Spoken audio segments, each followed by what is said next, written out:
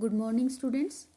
पिछले व्याख्यान में हमने पृथ्वी के निर्माण से लेकर पृथ्वी के ऊपर जितने भी परिवर्तन आए, चाहे महाद्वीपों में, महासागरों में, पृथ्वी के ऊपर जीवन व्याप्त जीवन में, इसके साथ ही पर्वतों के अंदर पर्वतों का निर्माण और जितने भी अन्य जो संरचनाएं पृथ्वी के ऊपर हैं, ये किस प्रकार से बनी। यानी पृथ्वी आग के गोले से ठंडे होने तक और उसके ऊपर वर्तमान मानव जीवन तक जीवन का जो विकास हुआ, इस सब का हमने पृथ्वी के जियोलॉजिकल टाइम स्केल या भूगर्भिक समय सारणी के अंदर अध्ययन किया था। आज हम अध्ययन करेंगे पृथ्वी की आंतरिक संरचना का। पृथ्वी के आंतरिक भाग की जो वास्तविक बनावट है, उसकी पूरी जानकारी मानव को अभी भी प्राप्त नहीं है, क्योंकि आंतरिक भाग जो है वो मानव के लिए विजिबल नहीं है या दृश्य नहीं है। हम पृथ्वी के आंतरिक भाग तक नहीं पहुंच सकते। इसके साथ ही हम बात करें तो जो पृथ्वी की आंतरिक संरचना का अध्ययन जो है, ये वास्तव में भूगोल का विषय नहीं है, ये जियोलॉजी या भूगर्भ शास्त्र की विषय वस्तु है। अब हम बात करें कि जैसे कि पृथ्वी के ऊपर जितनी भी स्थलाकृतियां हैं, उनकी जो रूपरेखा है वो जियोलॉजी या इसके द्वारा पृथ्वी के भूगर्भ के द्वारा ही निश्चित होती है। धरातल को जितने भी प्रभावित करने वाले जो अंतर्जात फोर्सेस या बल जो हैं, ये भूगर्भ के अंदर ही सक्रिय होते हैं।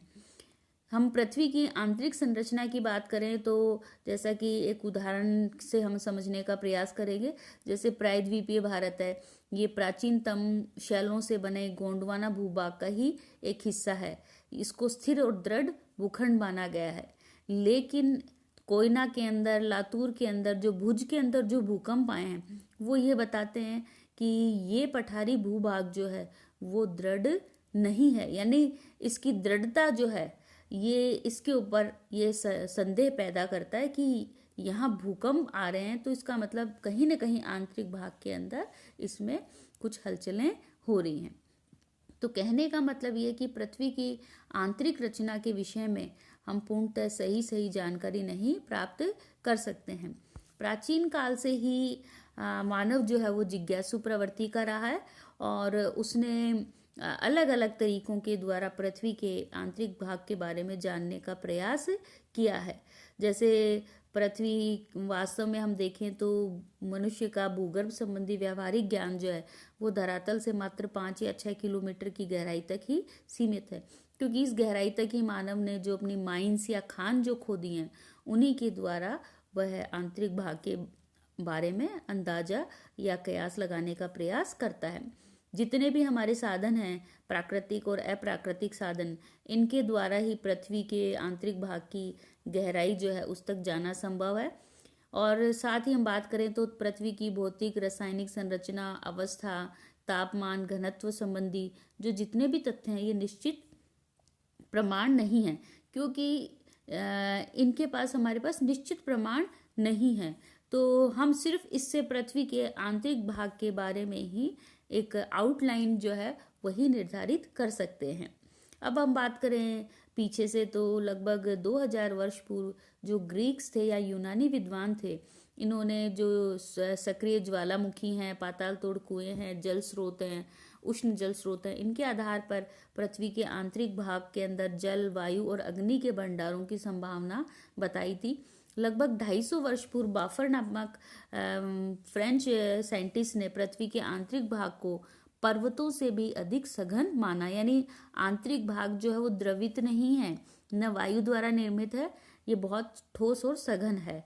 और इन्होंने पृथ्वी का औसत घनत्व जो है ये 5.5 मानते हुए ये बताया कि पृथ्वी का आंतरिक भाग रिक्त, वायव्य या जलपूर्ण नहीं है, यानी ठोस और सघन है।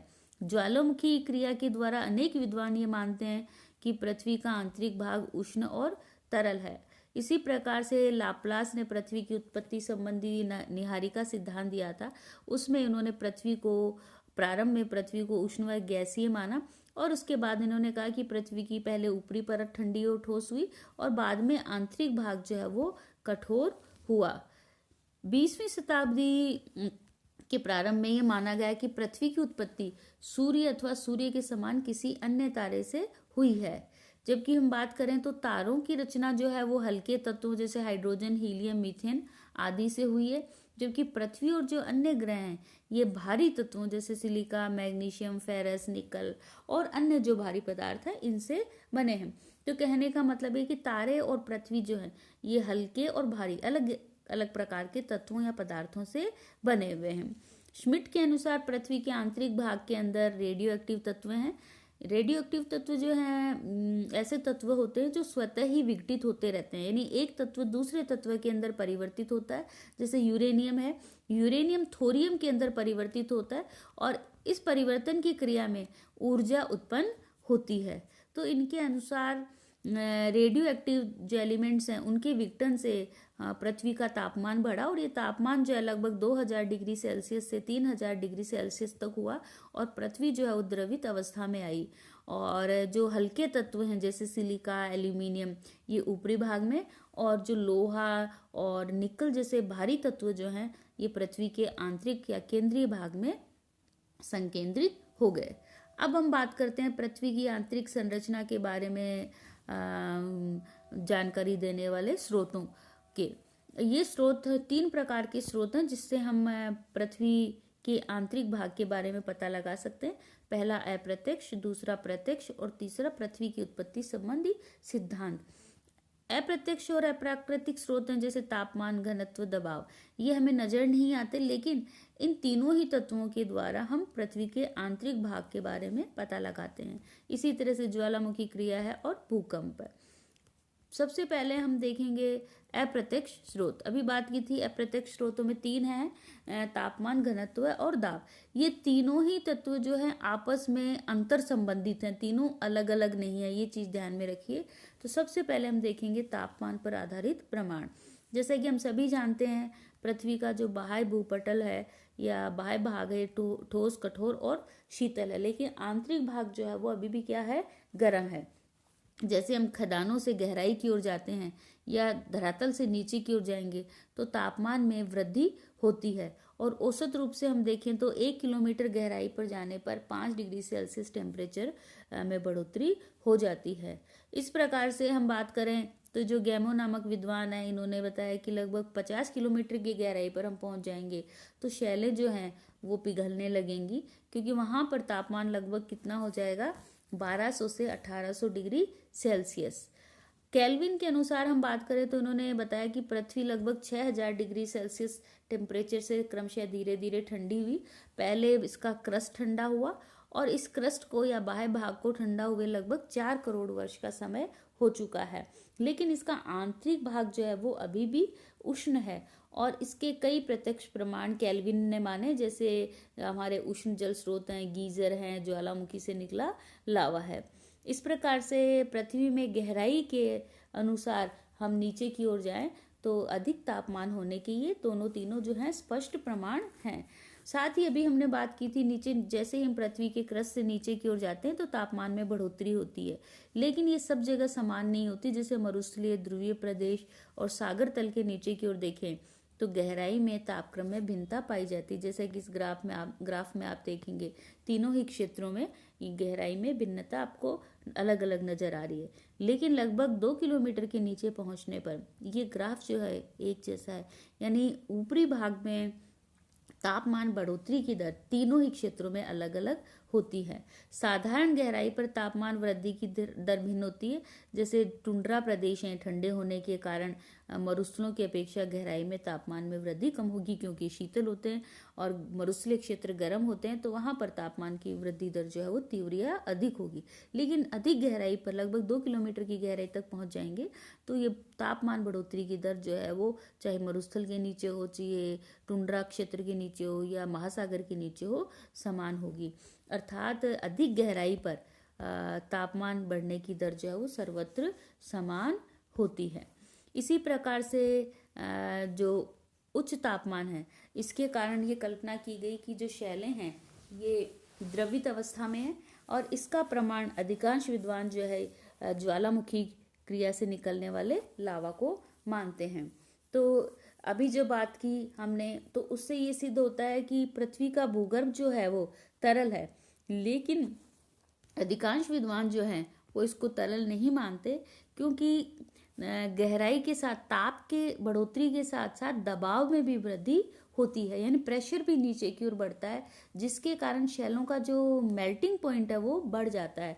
अतः शैलें द्रवित नहीं अपितु ठोस रहती हैं। यानी शैलों के ऊपर प्रेशर पड़ता है तो उच्च तापमान या अधिक तापमान होने के बावजूद भी शैलें जो हैं वो ठोस रहती हैं। कुछ विद्वान जो हैं ये भूगर्भ को वायव्य मानते हैं, लेकिन वास्तव में ये विचार जो तर्क संगत नहीं है और इसके निश्चित प्रमाण भी नहीं है। वैसे हम देखें तो अंदर यदि गैसियस होगा तो ऊपर की जो शैलें जो हैं वो नीचे की ओर बाहर डाल रही हैं, तो नीचे कोई भी होलो या गैसियस पार्ट होगा तो वो शैलें उस रिक्त स्थान को ग्रहण कर लेंगी और कोई भी स्थान जो है वो गैसियस नहीं रहेगा। तो कहने का मतलब है कि आंतरिक भाग में हम गैसों के चैम्बर जैसे रिक्त स्थान की कल्पना नहीं कर सकते। इसके बाद हम बात करें तो जो वैज्ञानिक जो हैं उनके अनुसार जो पृथ्वी का आंतरिक भाग है ये गर्म होने के पश्चात भी कैसा है, ठोस है। अब बात आती है ज्वालामुखी की कि तो फिर आंतरिक भाग ठोस है तो ज्वालामुखी क्रिया का लावा कहाँ से आता है। तो पृथ्वी के ऊपर चारों तरफ से दबाव पड़ता है जिसके कारण आंतरिक भाग उष्ण और ठोस है, लेकिन जब भूगर्भिक अव्यवस्थाएं होती हैं, हलचल होती हैं पृथ्वी के ऊपर, जिसके कारण पृथ्वी के भूपृष्ठ में दरारें पड़ जाती हैं और दरारें पड़ने के कारण उस क्षेत्र में प्रेशर जो है वो कम हो जाता है, यानी शैलें दबाव मुक्त हो जाती हैं और तुरंत शीघ्रता से ही इनका जो मेल्टिंग पॉइंट जो है वो कम हो जाता है और शैलें मेल्टिंग पॉइंट प्राप्त करके तुरंत द्रवित अवस्था में आ जाती हैं, यानी मैग्मा में परिवर्तित होकर लावा के रूप में बाहर आ जाती हैं। यानी जब तक उनके ऊपर प्रेशर है आंतरिक भाग की शैलों के ऊपर तब तक वो ठोस हैं, लेकिन जैसे ही प्रेशर हटता है वो तुरंत मेल्टिंग टेम्परेचर अधिक होने के कारण मेल्टिंग पॉइंट इनका परिवर्तित हो जाता है और शैलें तुरंत द्रवित अवस्था के अंदर आ जाती हैं। इसके साथ हम बात करें तो भूगर्भ को तरल मानने में कई आपत्तियां हैं। यदि भूगर्भ को हम तरल माने तो ऊपरी जो क्रस्ट है वो पतली और ठोस है और ये हम मानते हैं कि वो ठंडी हुई है। तो जब क्रस्ट ठंडी हुई है तो आंतरिक भाग भी जो है वो क्रमशः ठंडा हो जाना चाहिए, लेकिन ज्वालामुखी क्रिया में और ज्वालामुखी क्रिया में भी कमी आनी चाहिए। लेकिन वास्तव में हम देखें तो कोर जो है वो ठंडा नहीं हुआ है। यदि भूगर्भ तरल होता तो ज्वार भाटे का प्रभाव भी गहराई तक पड़ना चाहिए था। इसी प्रकार से तरल भूगर्भ पर ठोस भूपटल स्थिर नहीं रह सकता। जैसे कि अभी हमने बात की आंतरिक भाग में द्रव भी है तो ऊपर की जो शैलें वो प्रेशर डाल रही हैं और द्रव वहीं होगा जहाँ रिक्त स्थान होगा, तो शैलें प्रेशर के द्वारा भार के द्वारा उस खाली स्थान को ले लेंगे और जो जल है वो जो द्रव है वो रिक्त स्थानों से बाहर की ओर आ जाएगा या आने का प्रयास करेगा। अब हम बात करें शैलों के गुणों की, तो ठोस पदार्थ के अंदर दो गुण होते हैं, एक तो कठोरता और दूसरा दृढ़ता। कठोरता से तात्पर्य ये है कि जैसे हमारे पास हम दो पदार्थ लेते हैं, एक तो पत्थर और दूसरा हमने लिया लोहपिंड। पत्थर के ऊपर हम चोट करेंगे तो पत्थर, बड़ा पत्थर जो है वो छोटे पत्थरों के अंदर विखंडित हो जाएगा। लोहे के पिंड पे चोट करेंगे तो वो अलग अलग लोहे के टुकड़ों में विखंडित नहीं होगा, बल्कि वो स्प्रेड हो जाएगा, चादर के रूप में फैल जाएगा। जैसे कि हम लोहे के ऊपर चोट करके उसको मनचाहा आकार दे देते हैं, शीट या किसी भी आकार के अंदर परिवर्तित कर लेते हैं। तो किस गुण के कारण करते हैं? दृढ़ता के कारण या रिजिडिटी के कारण। तो जो आंतरिक भाग की शैलें जो हैं उसमें ठोस पदार्थ जैसी दृढ़ता तो होती है लेकिन उनमें कठोरता नहीं होती, यानी उनके ऊपर हम प्रेशर डालेंगे, बाहर डालेंगे तो वो बिखरेंगी नहीं, वो फैल जाएंगी, तो यानी लचीली हो जाएंगी। तो इसके विपरीत द्रवित शैलों में क्या होता है? लचीलापन होता है और दाब में जैसे ही प्रेशर में वृद्धि होगी तो ये तुरंत पिघलने लगती हैं। इसी प्रकार से दृढ़ता के कारण भीतरी द्रवित शैलों पर ज्वार भाटा का प्रभाव नहीं पड़ता और भूकंप की तरंगे जो है वो इनमें प्रवेश कर जाती हैं जैसे कि ठोस में वो प्रवेश करती हैं। 20वीं शताब्दी के अंदर रेडियो एक्टिव एलिमेंट्स की खोज हुई और इनकी खोज के पश्चात ताप के अंदर जो प्रमाण है हमारे सामने नए तथ्य इन्होंने हमारे सामने नए तथ्य प्रकाश में आए। रेडियो एक्टिव एलिमेंट्स वो तत्व होते हैं जो एक तत्व दूसरे तत्व के अंदर स्वतः ही विघटित हो जाता है और इस विघटन की क्रिया में ऊष्मा प्राप्त होती है, तो इनके विखंडन से ऊष्मा या ताप की प्राप्ति होती है। ये पदार्थ क्रस्ट जो है भूपर्पटी है उसमें अधिक होते हैं, अधिक मात्रा में, और भूगर्भ में कम मात्रा में पाए जाते हैं। अतः भूपटल के नीचे जो अधः स्तर है उसमें अधिक तापक्रम के कारण संवहनीय धाराएं चलती हैं। जहाँ रेडियो एक्टिव एलिमेंट्स सबस्ट्रेटम में या अधः स्तर में कम होते हैं वहाँ पर संवहनीय धाराएं नहीं चलती हैं, सक्रिय नहीं होती। तो ये तो था ताप आधारित हमारे प्रमाण या साक्ष्य। इसके आधार पर हम कह सकते हैं कि पृथ्वी का आंतरिक भाग जो है वो कठोर है, सघन है, लेकिन चूंकि ज्वालामुखियों के अंदर ज्वालामुखियों द्वारा लावा बाहर की ओर आता है, तो ये उन्हीं क्षेत्रों से आता है जहाँ पर भूगर्भिक हलचलों के कारण पृथ्वी के ऊपर दरारें पड़ने के कारण प्रेशर कम होता है। प्रेशर कम होने से आंतरिक भाग में चूंकि अधिक प्रेशर होता है और उच्च भाग में प्रेशर कम होता है, तो और तापमान नीचे की ओर ज़्यादा है, जिसके कारण शैलें तुरंत मेल्ट होकर यानी उनका मेल्टिंग पॉइंट कम हो जाता है और द्रवित अवस्था में आ जाती हैं और बाहर की ओर मैग्मा जो है वो लावा के रूप में निकलने का प्रयास करता है। तो हम ये कल्पना करें कि पृथ्वी के आंतरिक भाग में गैस चैम्बर हैं या द्रव के चैम्बर हैं, ऐसा नहीं है। तो घनत्व के आधारित प्रमाणों के बारे में हम देखें तो सबसे पहले हम देखते हैं कि न्यूटन जो है उन्होंने गुरुत्वाकर्षण का सिद्धांत दिया और इसमें बताया कि आकर्षण शक्ति जो है वो पदार्थ के द्रव्य की मात्रा के अनुपात में बढ़ती है और दो पदार्थों के बीच की जो दूरी है उसके अनुपात में कम होती है। इसी सिद्धांत के आधार पर संपूर्ण पृथ्वी का सापेक्षिक घनत्व जो है वो 5.5 आंका गया, जबकि जो भूपटल जो है इसका सापेक्षिक घनत्व 2.7 माना गया है। महाद्वीप जो है वो अवसादी शैलों से बने हुए हैं, महासागर भारी आग्नेय शैलों से बने हुए हैं। तो ये महाद्वीपीय अवसादी शैलें जो है हल्की होती हैं और इनकी औसत गहराई लगभग 20 किलोमीटर तक मानी गई है और अवसादी शैलों के नीचे जो आग्नेय शैलें हैं ये भारी होती हैं और इनका घनत्व 3 या 3.5 तक होता है। तो कहने का मतलब ये है कि जो ऊपरी क्रस्ट है, ऊपरी जो भाग है ये इसका घनत्व कम होता है और जैसे जैसे हम गहराई की ओर जाते हैं घनत्व जो है वो क्या होता जाता है, अधिक, और जो कोर जो है उसका घनत्व सर्वाधिक होता है। तो जो पृथ्वी का कोर या केंद्र जो है उसका घनत्व 11 से अधिक आंका गया है। इसके बाद हम बात करें गहराई की ओर हम जाते हैं तो बाहर में भी वृद्धि होती है। ऊपरी परतों के दबाव के कारण निचली परतों का भार अधिक होता है, जिसके कारण हम ये कल्पना करते हैं कि पृथ्वी के आंतरिक भाग में प्रेशर में बढ़ोतरी होती है। पृथ्वी की रचना अनेक परतों से हुई है। ऊपरी परत की अपेक्षा आंतरिक परतें जो हैं वो भारी पदार्थों से निर्मित हैं। केंद्रीय भाग जो है पृथ्वी का ये लोह निकल जैसी भारी धातुओं से निर्मित है, यानी उनका घनत्व अधिक है। उल्काओं के अध्ययन से ये ज्ञात होता है कि जो ऊपरी आकाशीय पिंड हैं जैसे नक्षत्र हैं, उल्का हैं, इनके अंदर भी लोहा और निकल पाया जाता है और पृथ्वी का जो चुंबकीय गुण जो है ये भी लोहे और निकल की उपस्थिति के कारण है। तो कहने का मतलब ये है कि जैसे जैसे हम नीचे की ओर जाते हैं घनत्व के अंदर बढ़ोतरी होती जाती है और ये घनत्व की बढ़ोतरी जो है दाब के द्वारा मानी गई है, लेकिन दाब के साथ घनत्व की बढ़ोतरी की भी एक सीमा है। उसके पश्चात घनत्व में बढ़ोतरी कितना भी आप प्रेशर बढ़ा दीजिए नहीं होगी। तो आरंभ में पृथ्वी तरल अवस्था में मानी गई, जिसके कारण निकल लोहे जैसी भारी धातुएं नीचे बैठ गई और हल्की धातुएं ये माना गया कि ऊपर एकत्रित होगी।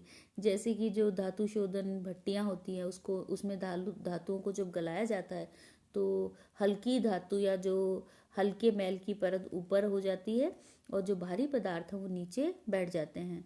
तो इससे ये निष्कर्ष निकलता है कि पृथ्वी जो है वो ठोस पिंड की भांति व्यवहार करती है और अपने निर्माण काल के अंदर प्रारंभिक अवस्था में तरल अवस्था से अवश्य गुजरी है। अगला हमारा प्रमाण है दाब आधारित। अंतरतम की ओर जैसे ही घनत्व में वृद्धि होती है, वैसे ही नीचे की ओर जाने पर दबाव में भी या प्रेशर में भी वृद्धि होती है।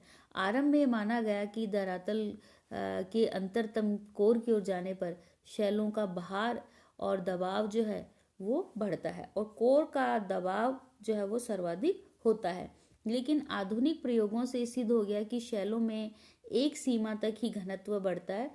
अधिक दबाव बढ़ने पर भी, जैसे कि अभी चर्चा की थी, कितना भी हम दबाव बढ़ा दें लेकिन उस सीमा के नीचे प्रेशर बढ़ाने के बावजूद भी घनत्व नहीं बढ़ेगा। तो कहने का मतलब ये कि पृथ्वी का जो आंतरिक भाग जो है उसका अधिक घनत्व अधिक दबाव के कारण नहीं है, लेकिन इसका मतलब आंतरिक भाग जो है, कोर जो है, वो खुद ही ऐसी धातुओं से बना है जो अधिक घनत्व वाली हैं। तो दबाव के आधार पर हम ये जानने का प्रयास करते हैं कि नीचे की ओर प्रेशर बढ़ता जाता है। प्रेशर बढ़ता है तो घनत्व भी बढ़ रहा है, लेकिन प्रेशर और घनत्व के बढ़ने की सीमा जो है वो एक सीमा तक ही है।